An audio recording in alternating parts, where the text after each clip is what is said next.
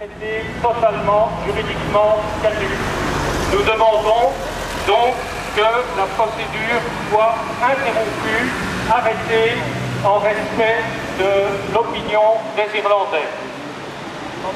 Nous affirmons avec force qu'on ne peut pas prétendre construire l'Europe des citoyens et en même temps retirer à ceux-ci tout instrument de leur avis légitime. Je passe la parole à Céline Delforge, députée régionale de Bruxelles.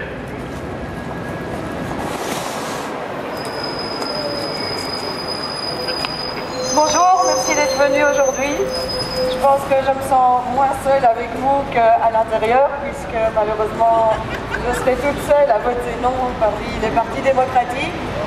Et c'est bien ça le problème, c'est qu'on voit aujourd'hui que le traitement parlementaire d'une question aussi fondamentale que ce traité qui aura force de constitution de facto, eh bien, ce débat n'a pas vraiment eu lieu au Parlement, puisque la Commission a poussé ça en 2 heures, alors que l'argument pour ne pas tenir de référendum en Belgique, c'était qu'avec tous les parlements qu'on avait, le débat se ferait et que les gens seraient représentés dans les parlements. Quand je vous vois ici, je me dis qu'il y a donc des Belges qui, pour des raisons démocratiques et de gauche, sont contre ce traité, et que malheureusement, il faut bien constater, au vu des votes dans les parlements, qu'il se pose un vrai problème de représentation démocratique de ces gens-là. Et donc il est fondamental, puisqu'on voit à chaque fois qu'il y a un référendum de fortes divergences entre la voix du peuple et les voix exprimées au sein des parlements, je crois qu'il est vraiment fondamental qu'un débat démocratique et réellement associant le peuple pour ce qu'on veut pour l'Europe, à savoir quels sont les objectifs de l'Europe. Est-ce que la concurrence libre et non faussée doit rester une priorité?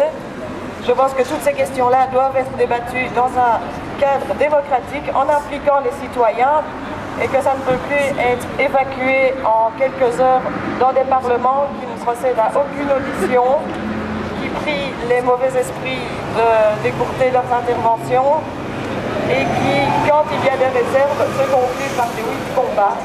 Alors que le choix qui s'offre à nous, c'est oui ou non, et si c'est non, c'est qu'on veut autre chose et pas le chaos. Et maintenant, Rudy Janssen, secrétaire fédéral de la CGSP, responsable pour l'interrégional ici à Bruxelles.